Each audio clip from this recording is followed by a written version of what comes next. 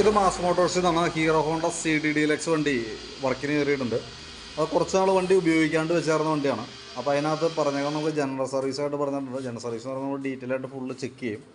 അപ്പോൾ അതാണ് general service കൊണ്ട് ഉദ്ദേശിക്കുന്നത്. പിന്നെ അതിൻ്റെ ഓയിൽ ലീക്കിൻ്റെ കേസ് പറഞ്ഞിട്ടുണ്ട്. ഫ്രണ്ട് ഫോർക്ക് ഓയിൽ ലീക്ക് ഉണ്ട്. അതേപോലെ തന്നെ ഫുൾ ചെക്കപ്പ് പറയുന്നത് ആക്സിലേറ്റർ കേബിളൊക്കെ ചെക്കപ്പ് പറയുന്നുണ്ട്. അതേപോലെ വാട്ടർ സർവീസ് ഓപ്പൺ ആയിട്ടൊക്കെ ചെയ്യുന്ന കേസ് പറയുന്നുണ്ട് കേട്ടോ. അപ്പോൾ നമ്മൾ നിലവിൽ ഫസ്റ്റ് വണ്ടി ഒന്ന് കയറ്റി അപ്പോൾ അതിൻ്റെ ഏകദേശം ഒരു എസ്റ്റിമേറ്റിൻ്റെ ഒരു ഐഡിയ നമ്മൾ ജസ്റ്റ് ഒന്ന് പറയാം. കുറച്ച് വർക്കുകളുണ്ട്. അപ്പോൾ അതൊന്ന് നോക്കാം. അതും പ്രകാരം നമ്മൾ ഏത് രീതിയിൽ ചെയ്യേണ്ടതെന്ന് പറയുകയാണെങ്കിൽ നമുക്ക് അതനുസരിച്ച് ഒരു എസ്റ്റിമേറ്റ് പ്രിപ്പയർ ചെയ്യാനായിട്ട് പറ്റും. വണ്ടി പഴയതല്ലോ, അപ്പോൾ നമുക്ക് ഏകദേശം എൻ്റെ ഒരു എമൗണ്ട് അറിഞ്ഞിട്ട് വേണം വർക്ക് സ്റ്റാർട്ട് ചെയ്യാനായിട്ട്.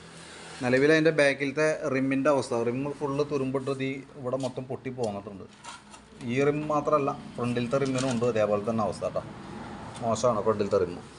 അപ്പോൾ അത് ബാക്കിലത്തെ ആണ്. ഫ്രണ്ടിലത്തെ റിമ്മ് വരുമ്പോഴത്തേക്കും ആ ട്യൂബൊക്കെ ഉണ്ട്. ഇതാണ് ഫ്രണ്ടിലത്തെ റിമ്മിൻ്റെ അവസ്ഥ. അപ്പോൾ രണ്ട് റിമ്മ് നമുക്ക് മാറ്റിയിടേണ്ട ഒരു സിറ്റുവേഷനാണ് ഇപ്പോൾ നിലവിൽ നിൽക്കണേ. പിന്നെ അതേപോലെ ഫ്രണ്ട് ഫോർക്ക് ലീക്ക് ഉണ്ട്, നല്ല രീതിയിൽ ഓയിൽ സീൽ ലീക്കായിട്ടുണ്ട്.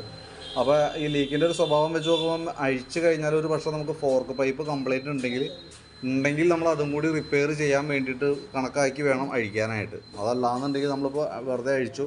അത് ഈ സൈഡ് പ്ലേറ്റിങ്ങൊക്കെ പോയിട്ടുണ്ട്. അപ്പോൾ ഈ സൈഡ് എന്തെങ്കിലും മാറേണ്ടി വരും. ഇവിടത്തെയും 99% സാധാരണ കംപ്ലൈൻറ്റ് ഉണ്ടാവാൻ സാധ്യതയുണ്ട്. അത്രയ്ക്ക് ലീക്ക് കാണുന്നുണ്ട് കേട്ടോ. പിന്നെ ഫ്രണ്ട് മൺകാട് കൂടെ പൊട്ടിയിരിക്കുന്നുണ്ട്. പിന്നെ ഉള്ളത് മെയിനായിട്ട് വേറൊരു പ്രോബ്ലം വെച്ചാൽ കാർബറേറ്റർ അസംബ്ലി ഉപയോഗിക്കാണ്ടിരുന്നത് കൊണ്ട് തന്നെ കാർബറേറ്റർ അസംബ്ലി ഫുള്ള് ഡാമേജ് ആയിട്ടുണ്ട്. ഫുള്ള് ഈ ക്ലാവ് പിടിച്ചാണ് അവസ്ഥയിലേക്ക് മൊത്തം ദ്രവിച്ചു പോയേക്കാതുണ്ട്. അതിപ്പോഴത്തെ പെട്രോളും ശരിക്കും പറഞ്ഞാൽ എത്തനോളും ബ്ലെൻഡ് ചെയ്ത പെട്രോളാണ്. ജെറ്റൊക്കെ ഫുള്ള് ബ്ലോക്കാണ്. ഇത് മെയിൻ ജെറ്റാണ്. സ്ലോ ജെറ്റും ബ്ലോക്കായിരിക്കുക. അപ്പം നിലവിൽ ഇതിപ്പോൾ നമ്മളിപ്പോൾ കാർബറേറ്റർ ക്ലീൻ ചെയ്തിട്ടൊന്നും വയ്ക്കുക. കാർബറേറ്റർ ക്ലീൻ ചെയ്ത് ഉപയോഗിച്ച് കഴിഞ്ഞാൽ നമുക്കിപ്പോൾ ക്ലീനർ ഉപയോഗിച്ചൊക്കെ ക്ലീൻ ചെയ്ത് കഴിയുമ്പോൾ പെട്രോൾ ഓവർഫ്ലോ വരാനുള്ള സാധ്യത 90%.